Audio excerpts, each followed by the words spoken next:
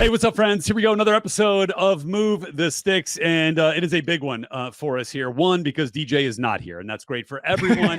But two, because we get to welcome the lead college football analyst for Fox Sports and, of course, host of the Joel Klatt Show, Joel Klatt himself, joining us. Rhett Lewis, Bucky Brooks. Joel, great to have you with us, man. Let's talk some college football, shall we? Yeah, man. Love it. How are you guys today? We're fantastic, man.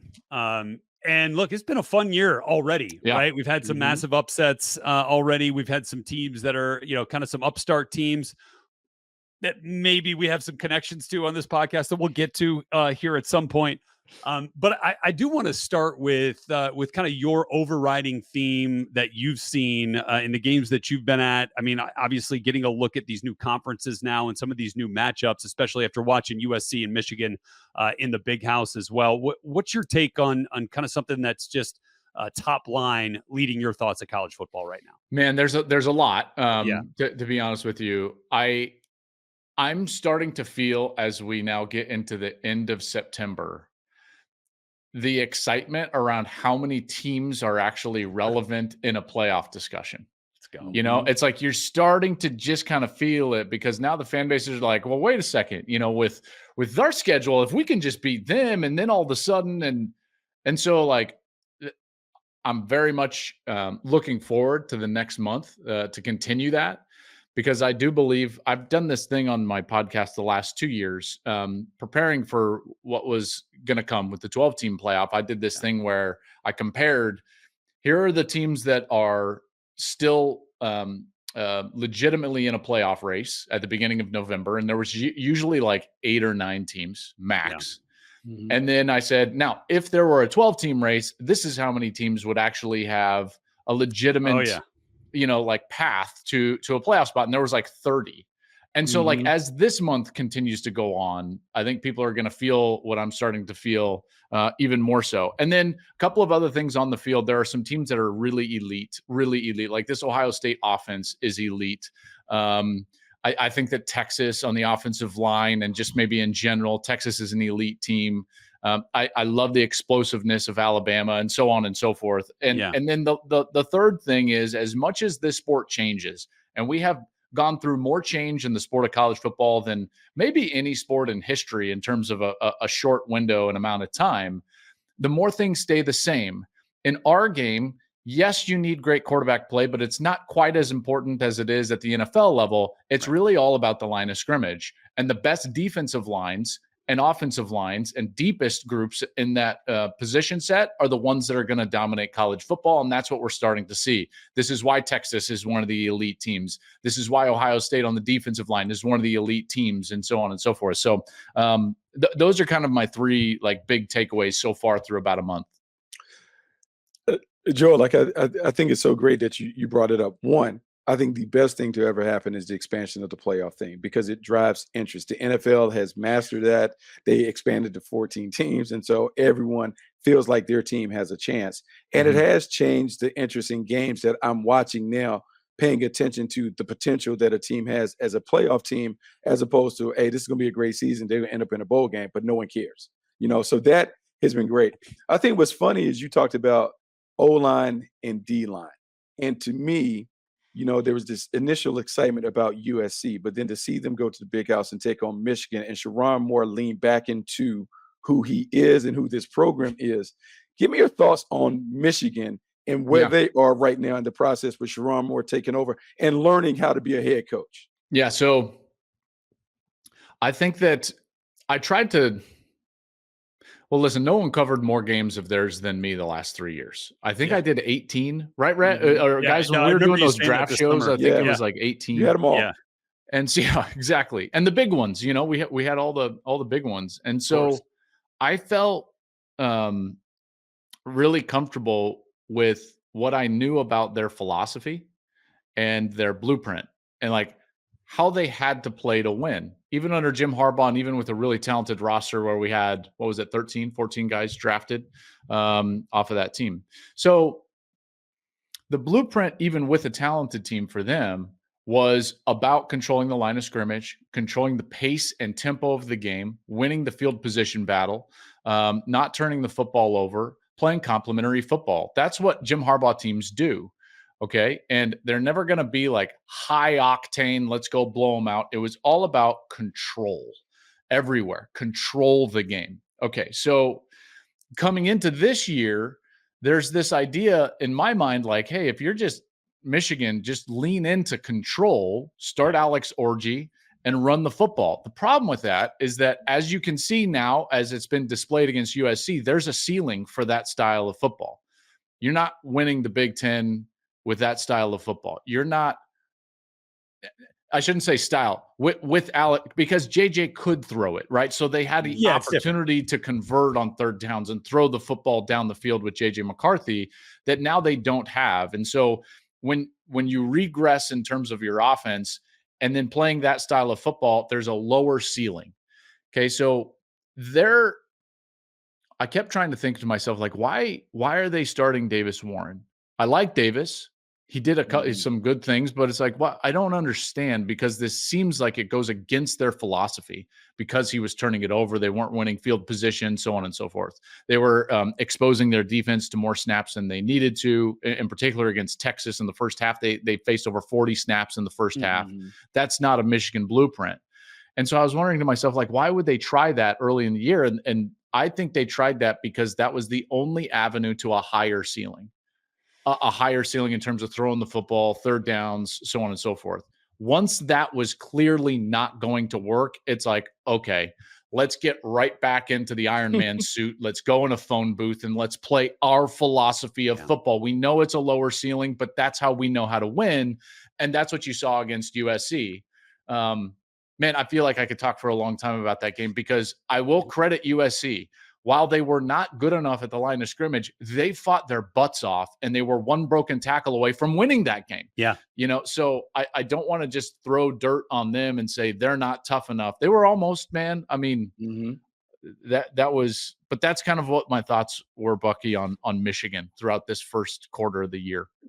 I think I kind of mirror those thoughts with you on that in a way that I also thought with Warren, a more, a guy that it felt like they maybe trusted a little bit more to not turn the ball over, right? And to give but then that didn't pan out. That didn't pan out. And then it was time, to make the switch. So I certainly understand that line of thinking. And I also thought, like, those Michigan stars had to play like stars, right? Yeah, and they hadn't. They hadn't. Exactly right. Will Johnson, pick six. Kenneth Grant, Mason Graham, Josiah Stewart, all show up. And and Texas just took those guys away. Exactly. They didn't throw at Will Johnson. Their game plan, guys, the film, Steve Sarkisian is so good. So good. And I know, like, this is what I love coming on shows like this, because you can nerd out a little bit. Your listeners are very smart when it comes to football. Like, Steve Sarkisian's plan totally eliminated the best part of Michigan's team, which was their defensive tackles. The way that he attacked them on third down and based on down and distance eliminated their ability to affect the game. And Texas just totally controlled it. In order to do that, you've got to have great quarterback play, and they did that day. But, man, Stark is good. Look, it's a great way to put it. Let's talk about two teams that, we were, as a collective, college football media group and look, fans of college football, because we were heralding two great programs with historic bloodlines as being back. Nebraska was obviously the poster child for that phrase and that mantra. USC, to a certain degree, was as well, based off what we had seen in the letdown of last year. They both fall for the first time this past week. Thought from you, obviously, as it relates to the Michigan game for USC, but on the path forward for both of those programs. I would throw another one in there, by the way. Yeah. And really two.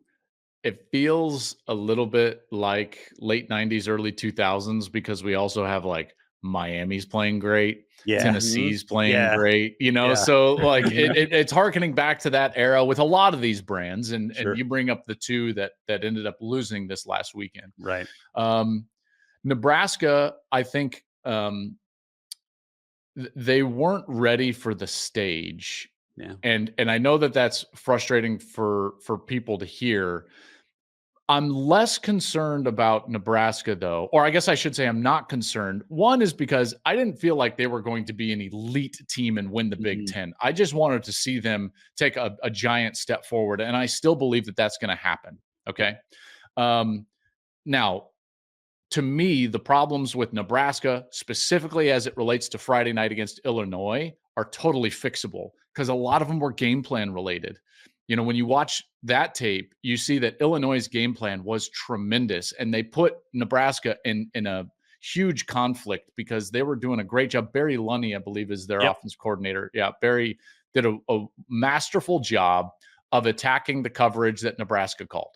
And so he has a veteran guy in Luke Altmaier who can go out there, and it looked to me like they had a couple of plays called or the ability to get out there, see the coverage, and then get into the proper play and have answers. Because when it's man coverage, they're sneaking backs and tight ends out of the backfield. They're running pick plays, in particular into that short side, and having a lot of success. When it's zone, they're just hooking up in the middle of the field and attacking the middle of the field, getting first downs.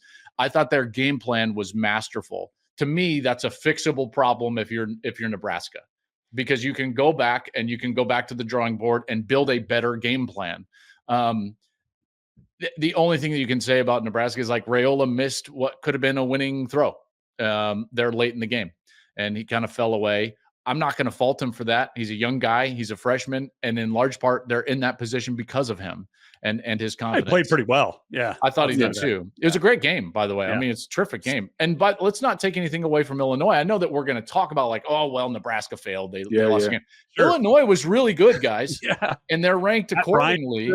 Bielema is terrific. Aaron, what's Aaron's name? The defensive coordinator? Is it Aaron Scott? Gosh, I'm sorry. We'll get there. We'll get there. Aaron Henry. Yeah. He's really good. Terrific, bright, young coach. Remember, he's an assistant under now Purdue head coach Ryan Walters when they have that great defense a couple of years ago. If you remember that defense, they were terrific and had a couple of guys drafted off of that team. The corners were really good, secondary players. Well, Aaron took over the defense, and you're starting to see that same style of aggressive defense. So they were really good.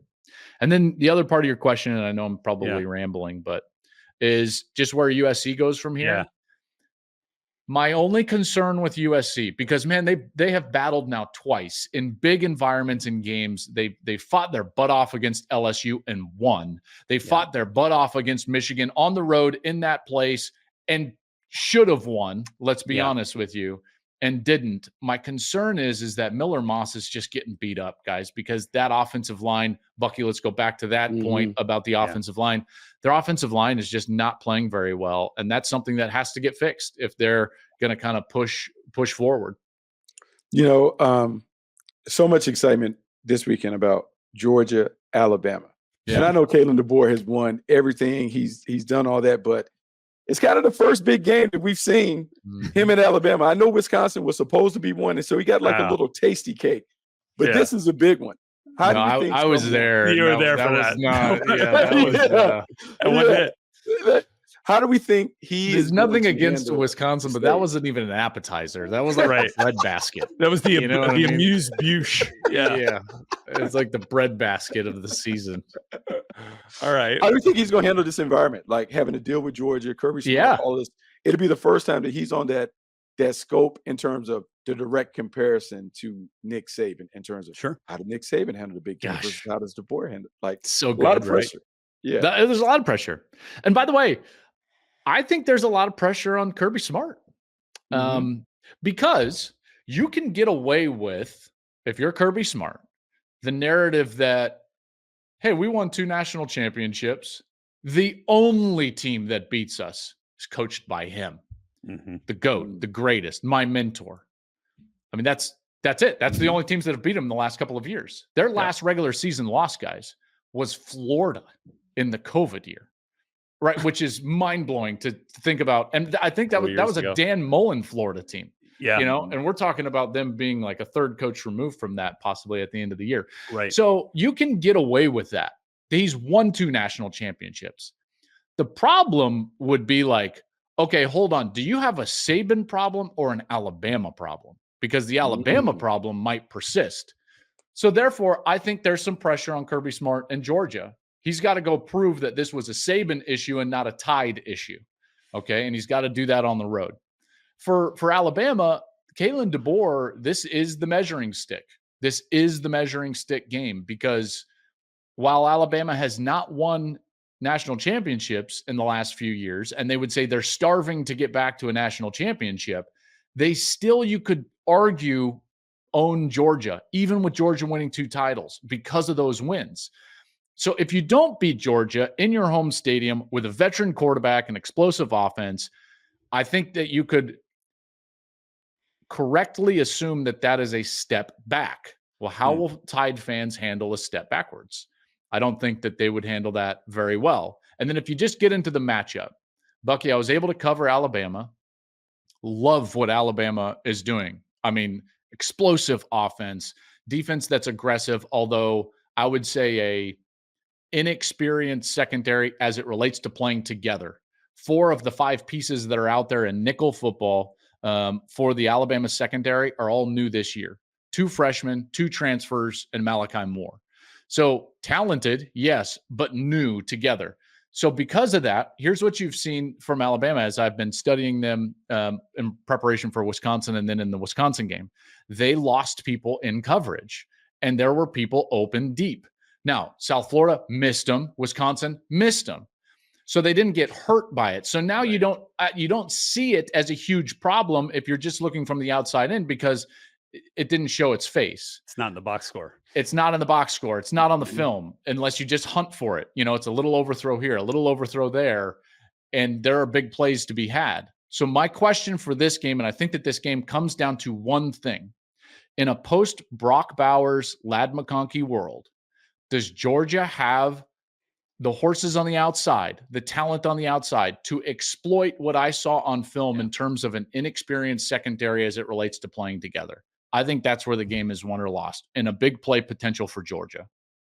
I like that. And, the guys like Dominic Lovett and Arian Smith become those guys that, that take advantage of those opportunities. And can they, because they did not play great against Kentucky. Right. And losing Rutledge is a deal now. Yeah. Mm-hmm. Yeah, no doubt. So he's their best offensive lineman, as Bucky and all of us will be talking about for the draft. He's probably one of the top 2 or 3 offensive linemen in the country as it relates to draft prospects. He's their guard. He's had that tightrope surgery. He's out 6 weeks. So if you can't block well, do you turn into what Georgia was in the second half against Kentucky, which is a team that did not move the ball particularly well? Yeah, good, all good thoughts there. Certainly is the marquee matchup of this week, and perhaps this season until we get to October 12th, and a slew of great matchups. Yeah. Let's ask this, because as on this podcast, we love getting our eyes on folks, right? We love getting our eyes on in terms of evaluations as it relates to draft prospects and that sort of thing. In the games that you guys have had, Joel, in the 4 games that you guys have had thus far, and I know sometimes, we look beyond the box score for these. Who's the guy that's impressed you most seeing up close and in person? Gosh, that's a great question. I've had a number of them, actually. Give us a couple. First week, saw Abdul Carter from Penn State on defense. And pending how his season goes, and the comparison, the number, the uniform to Micah Parsons. Is he an edge? Is he a backer? Is he an edge? Is he a backer? He's moved from linebacker to edge. Can he be that type of hybrid threat on defense? So that would be one out of that first week. The second week, I obviously saw Texas and Michigan, and there are so many guys. Yeah. A ton. Like Banks, the offensive lineman from Texas, he's incredible. Ewers is a really great player. Let's see. Obviously, Mason Graham and Kenneth Grant, Will Johnson, Colston Loveland. Everybody that I just mentioned, those are first-round players, hands down. In right? 4 weeks, you've seen them, There's no question about Loveland's the best tight end in the draft. The 2 tackles from Michigan, Will Johnson's probably the best corner in the draft, although, we'll see what people value. Travis Hunter. Haven't seen him in person, but I would just throw his name in there. Then with Alabama, I thought that their explosiveness was terrific. I thought that they did a nice job on the offensive line, but they didn't have the singular player from an NFL perspective that I think jumps off the tape like some of the others. that I just spoke about. And then we get to Ohio State. Oh, take your pick. My gosh. Take your pick. Guys, I think they could have 6 first-round players. On offense? Well, I mean, in general, which is wild, right? I think that they could have easily 15 draft picks. I think that they could have easily 8 in the first 2 rounds. Judkins, man, this running back Judkins is incredible. Yeah. He doesn't catch it out of the backfield a lot. And I'm just trying to wonder is like, can he not do it? Do they not do it? I'm not totally sure of that. Donovan Jackson at guard, he's elite. Emeka Ibuka, he's elite, the wide receiver. On defense, they've got both defensive ends, Sawyer and Tui Moloau. They've got Tyleik Williams in the middle. They've got Denzel Burke on the outside, Igbinosun on the outside. A guy that won't be in the draft, Caleb Downs, might be the best defender of them all, but he's not going to be in the draft. Like they're loaded. And Ohio State, they really are the best team in the country, but Texas has a better offensive line and quarterback. So Ohio State is better everywhere else. And then here comes Texas with this experienced offensive line and quarterback. And it's like, that's why I put them number 1 and Ohio State number 2. Yeah.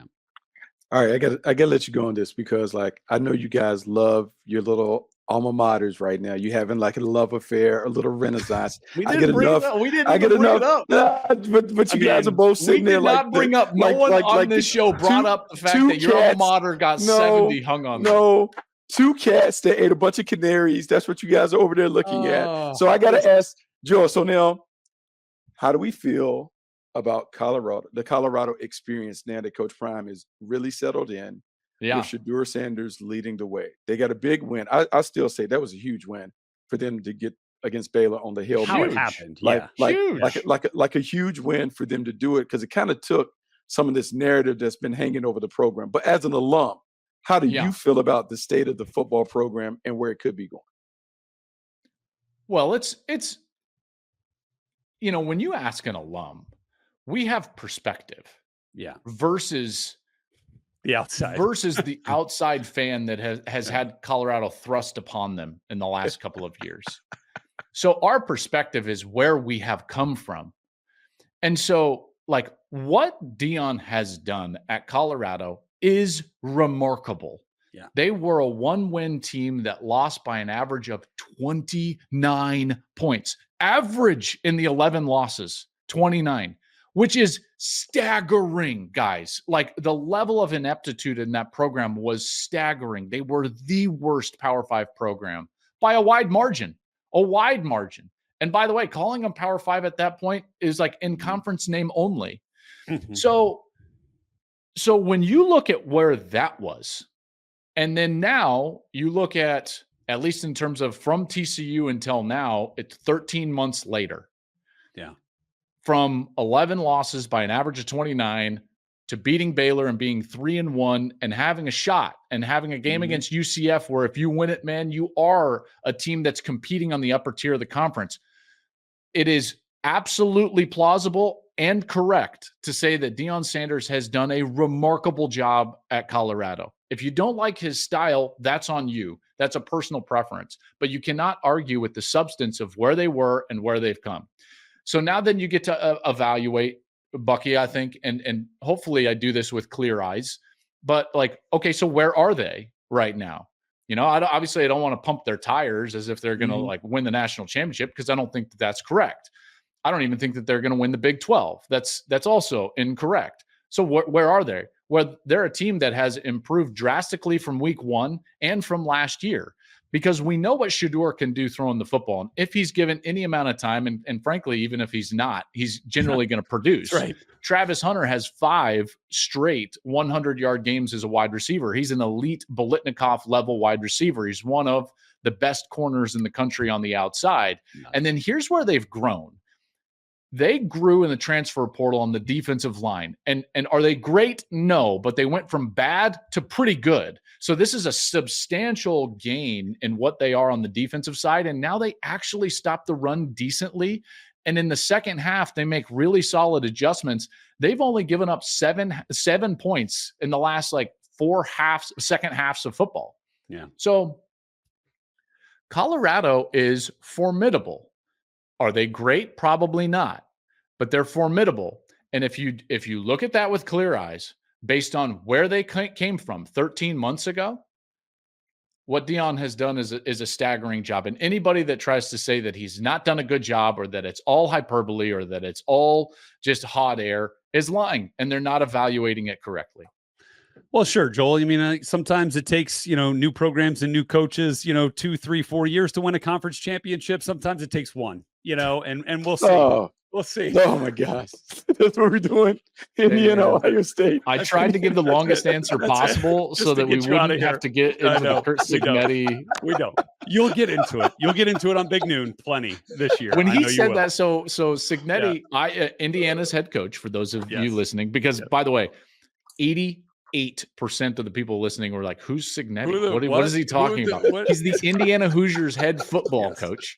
They're having a solid start to the year, 4-0. They went out and beat a depleted UCLA team. So, come on. And then they puffed their chest out. Yeah. All right. But I do like what he's done. Cignetti I mean, he went this summer and he was like, we're going to beat everybody. All I do is win. And I was like, he did. He said more than Deion ever said, and no one gets upset. No one even knows. No one notices. He talked about beating people right up the rip. They're going to notice now. He's already we're going to beat Ohio State. That wasn't exactly. Deion never said that. Everyone's all upset at Deion. Cignetti's over there just throwing haymakers. It's belief. It's belief. Firing Scud missiles at Columbus, and everyone's like, "No, look at that guy over there. What's his name again?" You'll know his name. All right, Joel. Hey, we got to get you out of here, man. Thanks so much for being on the show today. We appreciate it, and I look forward to your call this weekend, buddy. You got it. I'm just thankful DJ was traveling. Yeah, me too. God bless. All right, that's going to do it for us this episode of Move the Sticks. Much more content coming your way all this week.